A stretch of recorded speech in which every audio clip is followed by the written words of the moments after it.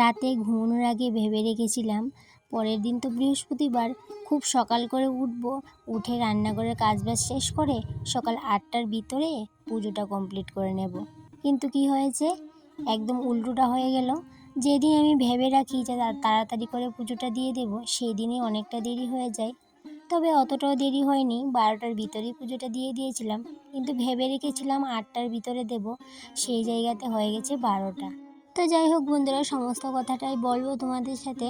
তার আগে নিজের পরিচয়টা দিয়ে নেই।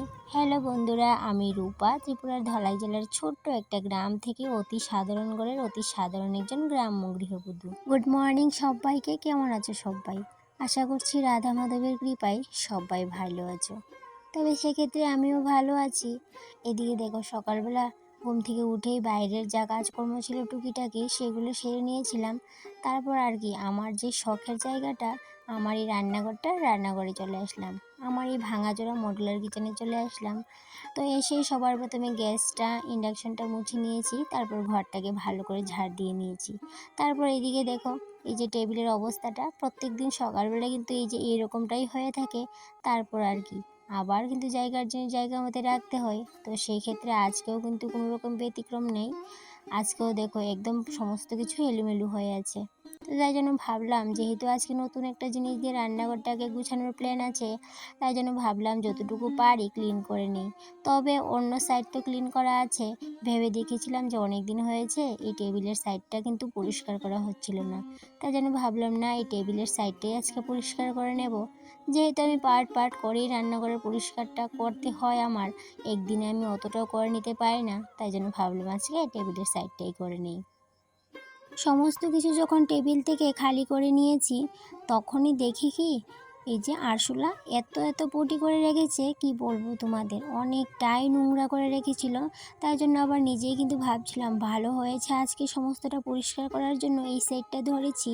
কারণ আরশোলা না অনেক দিন মনে হচ্ছে কি ভাবছিল যে এই জায়গাটাতে ভালো সেফলি কিন্তু তারা থাকতে পারবে, আর এই সাইডটাতে অনেকটাই নোংরা করে রেখেছিল, পটি টটি করে রেখেছিল। তো তারপর ভাবলাম টেবিলের সমস্ত কিছু যেহেতু নামিয়েছি, তো জিনিসপত্রগুলো কি আর না মুছে রেখে দিয়ে কী করে, সেই জন্য জিনিসগুলোকে একটু মুছে মুছে কিন্তু জায়গা মতো আবার রাখি। তো সেই ক্ষেত্রে প্রথমে আমি ইলেকট্রিক ওভেনটাকে নিয়েছি।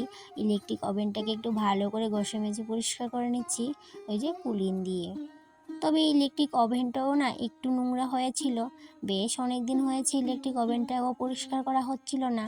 আর জিনিস যদি এমনিতেই রেখে দিই, যেহেতু আমার সমস্ত কিছু রান্নাঘরে ওপেনলিই থাকে, কোনো ঢাকা অবস্থায় কোনো কিছুই রাখতে পারি না, সেই জন্য কিন্তু আরও চটজলদি নোংরা হয়ে যায়। এদিকে কুলিন পেয়ে দেখো কত সুন্দর করে আমি ঘষে মেজে পরিষ্কার করে নিচ্ছি। সত্যি কথা বলতে এতদিন ঘরে না কুলিনটা শেষ হয়ে গেছিলো, সেই জন্য কিন্তু আর কুলিন দিয়ে পরিষ্কার করা হচ্ছিল না। তো অনেক দিন পর যেহেতু কুলিনটা নিয়ে এসেছে, তাই জন্য কিন্তু সমস্ত কিছু কিন্তু মুছে পরিষ্কার করে ঝকঝকে চকচকে করে নিচ্ছিলাম। আর যেহেতু ইলেকট্রিক ওভেনটা একটা দামি জিনিস, আমার কিচেনের বলতে পারো একটা দামি জিনিস, সেই জন্য দামি জিনিসটাকে আমি আর একটু বেশি যত্ন করতেই ভালোবাসি। তবে আমি দামি কম দামি বলে কোনো ভেদাভেদ করি না। দামি জিনিসগুলোকে যেভাবে যত্ন করি, কম দামি জিনিসগুলোকে কিন্তু ঠিক একইভাবে যত্ন করে রাখি।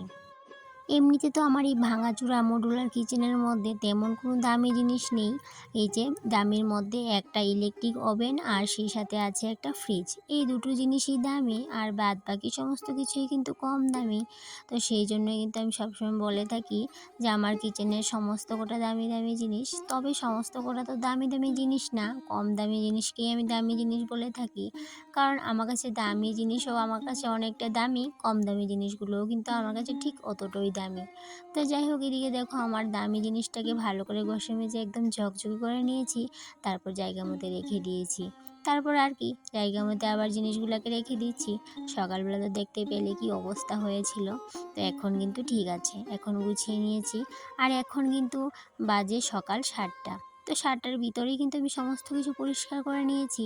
যেহেতু আমি সকালবেলায় কিন্তু ক্লিনিংটা করার প্ল্যান থাকে সব সময়, আর সেই মোতাবেক কিন্তু আমি কাজগুলো করেই থাকি, সকালবেলায় করে নেওয়ার চেষ্টা করি। কারণ সকালে যদি আমি একটু কাজ করি, তাহলে কিন্তু আমার অতটাও পরিশ্রম লাগে না। কিন্তু সকালের পর যদি দুপুরের পরটা থেকে যদি আমি ক্লিনিংটা করতে যাই, অনেকটাই কিন্তু হাঁপিয়ে যাই।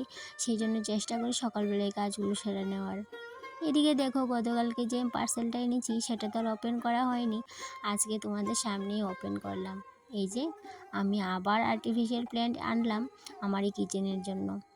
তবে এর আগে যে আর্টিফিশিয়াল প্ল্যান্টগুলো এনেছিলাম এগুলো থেকে কিন্তু আর একটু বড় ছিল সাইজগুলো, কিন্তু এগুলো না একটু ছোটো হয়ে গেছে সাইজগুলো। তবে আমি ভেবেছিলাম আর একটু বড় হবে, কিন্তু একটু ছোটো হয়ে গেছে। তবে ফ্লাওয়ারের কালারগুলো না অনেকটাই সুন্দর, খুব ভালো লেগেছে আমার দেখে, অনেকটাই ভালো লেগেছে। রেড কালার, একটা হচ্ছে বেগুনি কালার, একটা লাল কালার, সেই সাথে একটা ইয়েলোর মধ্যে, একটা সাদার মধ্যে ইয়েলো আছে একটা, আর সেই সাথে আরেকটা আছে রেডের মধ্যে ইয়েলো, অনেকটাই ভালো লাগছে। আর এদিকে দেখো এই যে প্লেনগুলা না একদম খুবই হালকা, নিচের যে টপগুলো রেখেছে সেগুলোর ভিতরে না কিচ্ছুই দেয়নি, সেই জন্য অনেকটা হালকা, আর রাখার পরে কিন্তু চট করে পড়ে যায়। কিন্তু এর আগে যে আর্টিফিশিয়াল প্লেটগুলো এনেছিলাম সেগুলো না অনেকটাই ভারী। এই যে আর্টিফিশিয়াল প্ল্যান্টটা দেখতে পাচ্ছ সেটাও কিন্তু অনেকটা ভারী। এই যে নিচের সাইডটাতে কিন্তু এই যে হোয়াইট কালার সিমেন্ট না কি বলে সেটা কিন্তু দেওয়া আছে, তাই জন্য অনেক ভারী, যেখানেই রাখি সুন্দরভাবে কিন্তু বসে থাকে। কিন্তু এখন যে আর্টিফিশিয়াল প্ল্যান্টগুলো এনেছি সেগুলো না অনেকটাই হালকা, যেহেতু ভিতরে কিচ্ছুই দেওয়া হয়নি। আর এর আগে যেগুলো এনেছিলাম সেগুলোও কিন্তু অনেকটা হালকা ছিল। তবে যেগুলো একটু বেশি দাম দিয়ে আনি সেগুলো কিন্তু হালকা থাকে না, সেগুলো কিন্তু অনেকটাই ভারী থাকে। তো এদিকে সকালের ক্লিনিংটা আমার কমপ্লিট হয়ে গেছে। যেহেতু আমি সমস্ত ঘর পরিষ্কার করিনি, একটা সাইড শুধুমাত্র করেছি, শুধুমাত্র টেবিলের সাইডটা পরিষ্কার করেছি আজকে। আর এই দিকের সাইডটা তো আমি গতকালকেই পরিষ্কার করে নিয়েছিলাম, সেটা তো তোমাদের সাথে আমি শেয়ার করেছিলাম। তারপর আর কি রান্নাঘরের কাজবাজ পুরো কিন্তু কমপ্লিট হয়ে গেছে। এবার এই যে গরম জল করে নিয়েছি, হালকা কুসুম কুসুম গরম জল, তো ছেলেকে দিয়েছি, আমিও নিয়ে নিয়েছি। আর এদিকে দেখো ছেলের জন্য দুধ নিয়েছি, আর ও দুধের উপর যে সরটা থাকে সেটা একদমই খেতে চায় না, সেই জন্যই যে আমাকে সরিয়ে দিতে হচ্ছে। তো যাই হোক, নিজের জন্য এখন একটু চাও করে নেব। আর আজকে না ইচ্ছে করছিল লাল চা খাওয়ার জন্য, কারণ দুধের চা খাওয়া তো অনেকটাই কিন্তু স্বাস্থ্যের পক্ষে ক্ষতিকারক, সেটা জেনেও কিন্তু এই যে না জানার মতোই ভান করে থাকি আর দুধ চা খেয়ে বসি সকালবেলায়। কিন্তু আজকে ভাবলাম না, শরীরের প্রতিও তো খেয়াল রাখতে হবে, সেই জন্য এই যে লাল চা করে নিয়েছি। তবে এই যে আজকেই করে নিয়েছি, কালকে দেখবে আবার দুধ চা খেয়ে নিচ্ছি, তো এরকমটাই করে থাকি। তো তারপর ভাবলাম না ডালটা বসিয়ে দিই, রান্নাবান্নাটা যদি সেরে নিই তাড়াতাড়ি করে, তাহলে কি হবে বলো তো, পুজোটাও তাড়াতাড়ি দিয়ে দিতে পারবো। তো সেই মধ্যে প্রথমে ডালটা বসিয়ে দিয়েছিলাম চাটা খাওয়ার পরে, তারপর ভাবলাম কি রান্নাটাও করে নেব। কিন্তু আবার ভাবলাম না, পূজাটা দেরি হয়ে যাচ্ছে, যেহেতু আজকে বৃহস্পতিবার, তাই জন্য বাইরে চলে আসলাম, চটপট করে বাইরে উঠানটা ঝাড় দিয়ে কয়েকটা কাপড় ছিল সেগুলোকে ধুয়ে নিয়েছি, তারপর বেশ স্নানটা করে ঠাকুরঘরের উদ্দেশ্যে রওনা দিয়ে দিলাম। তো এদিকে আজকে যেহেতু বৃহস্পতিবার, এই যে আম পাতা পেরে নিচ্ছি। তো কালকে ভেবে রেখেছিলাম যে আজকে সকাল সকাল করে পুজোটা দিয়ে দেব, যেহেতু আজকে বৃহস্পতিবার, একটু সকাল করে পুজোটা দিয়ে দেব। সকাল করে বলতে 8টার ভিতরে ভেবেছিলাম পুজোটা কমপ্লিট করে নেব। ভেবেছিলাম যে রান্নাঘরে কোনো কাজ করব না, শুধুমাত্র রান্নাঘরটা শুধু বাসিটা ছাড়িয়ে চাটা খেয়ে সোজা চলে আসবো ঠাকুরের এদিকে, স্নান করে সোজা পূজা দিয়ে দেব, তারপর বাকি কাজ। কিন্তু ভাবনা মতো আর কোনো কাজ হলো না, 8টার ভিতরে কিন্তু পুজোটা দিতে পারলাম না। তবে এখন যে পুজোটা দিচ্ছি এখন কিন্তু বাজে বেলা 12টা বাজেনি, 12টা সাড়ে 11টা হবে। তো যাই হোক, তবু সকাল করে দিয়ে দিয়েছি। আর যদি ভাবতাম যে 12টার ভিতর পুজোটা দেব, তাহলে জানি কি হতো, ওই যে বিকেল মনে হয় 3টা বেজে যেত। তো যাই হোক, এখন থেকে ভাবছি আর এখন থেকে আগের দিন ভেবে রাখবো না যে তাড়াতাড়ি করে পুজো দেব। এখন থেকে কিন্তু আমি এই যে না ভেবেই কিন্তু সকালবেলা চট করে স্নানটা করে পুজোটা দিয়ে দেওয়ার চেষ্টা করব। কারণ সকাল সকাল পুজোটা দিয়ে দিলে মনেও কিন্তু অনেক শান্তি লাগে। আর পুজোটা যদি না দিয়ে অন্য কাজে লেগে যাই, তাহলে কিন্তু মনটা একটু অশান্ত থাকেই, কাজকর্ম তো করি কিন্তু মন কিন্তু অশান্ত হয়েই থাকে। তো যাই হোক, এদিকে পুজো কমপ্লিট করে বাকি রান্নাটা এখন করে নেব। তো এদিকে রান্নাটা করার আগে এদিকে আর্টিফিশিয়াল প্ল্যান্ট দুটোকে সরিয়ে নিয়েছি। কেন সরিয়ে নিয়েছি বলো তো, যেহেতু এই যে ইন্ডাকশনে রান্নাটা করার প্ল্যান, সেই জন্য এই যে তেল যেহেতু আমি ফোড়ন দেব, তো ফোড়ন দিলে যেহেতু একটা তেলের একটা ছিটে ফোঁটা পড়ে, সেই জন্য কিন্তু আমি আর্টিফিশিয়াল দুটো প্ল্যান্টকে সরিয়ে নিয়েছি। যেহেতু রান্নাটা করব, তেলের ছিটা ফোঁটা তো পড়বেই, সেই জন্য কিন্তু আমি রান্না করার সময় সবসময় আমার ফ্লাওয়ারগুলোকে আমি একটু বাঁচিয়ে রাখি। আর রাতের বেলাও কিন্তু অনেকটা যত্ন করে রাখি, রাতের বেলাও কিন্তু আমি ফ্লাওয়ারগুলোকে গুছিয়ে রাখি। কেন বলো তো, এই যে যদি ইঁদুরে কেটে নেয় সেই জন্য। আবার রান্না করার সময় কিন্তু এগুলোকে সরিয়ে রাখি, যদি তেলের ছিটা পড়ে তাহলে তো চটজলদি কিন্তু সেগুলো নোংরা হয়ে যাবে, সেই জন্য একটু বাঁচিয়ে বাঁচিয়ে রাখি। একটা গাছকে যেভাবে যত্ন করতে হয়, তো সেইভাবেই কিন্তু আমি আমার আর্টিফিশিয়াল গাছগুলোকেও যত্ন করি। তবে হয়তো এগুলোতে জল দিতে হয় না। তো সেক্ষেত্রে কিন্তু এগুলোকে যত্ন করতে হয়, কী বলো তো, রান্না করতে গেলে এগুলোকে সরিয়ে রাখতে হয়। তারপর আবার রাতে ঘুমাতে যাওয়ার আগে সেগুলোকে তুলে রাখতে হয়, সেগুলোকে তখন কিন্তু আমি শোকেজে ঢুকিয়ে রাখি। তারপর সকালে যখন আবার রান্নাঘরটাকে সমস্ত জিনিসপত্র গুছিয়ে নিই, তখন কিন্তু আবার জায়গা মতো এনে রেখে দিই। তো এদিকে দেখো, কথা বলতে বলতে তোমাদের সাথে এটাই বলা হলো না যে সকালবেলা তো আমি রান্নাঘরটাকে ক্লিনিং করে গুছিয়ে নিয়েছি পরিপাটি করে, কিন্তু তোমাদের সাথে শেয়ার করা হয়নি, তাই জন্য এখন শেয়ার করে নিচ্ছি। হতে পারে আমার কিচেনটা জংকার পড়া জোড়াতালি দেওয়া ঘর, কিন্তু আমি আমার এই জংকার পড়া জোড়াতালি দেওয়া ঘরটাকেই কিন্তু গুছিয়ে এমনভাবে পরিপাটি করে রাখি, ঠিক যেন মডুলার কিচেনের মতো। তো হয়তো বা মডুলার কিচেনের মতো কোনো কিছুই না, কিন্তু আমি যেটুকু গুছিয়ে রাখি সেইটুকুকেই না আমি মডুলার কিচেনের মতোই ভাবি। সেটুকুই কিন্তু আমার শান্তি, যে এতটুকু গুছিয়ে রাখা, সেগুলো কিন্তু অনেকটা কষ্ট করে গুছিয়ে রাখি বলেই কিন্তু এরকমটা গুছিয়ে রাখতে পারি। আর এদিকে দেখো, এই যে আর্টিফিশিয়াল প্ল্যান্টগুলো এনেছিলাম আজকে, সেগুলোকে না এই সাইডটাতে এখন রাখলাম আপাতত।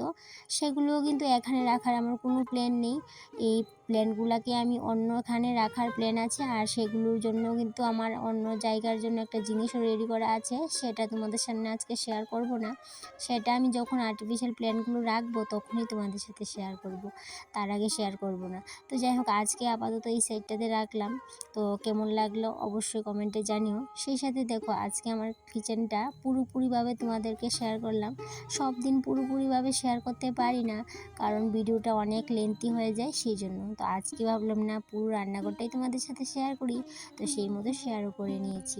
আর এইভাবেই আমি আমার জংকার পড়া ঘরটাকে সুন্দর করে সাজিয়ে গুছিয়ে নিয়েছি।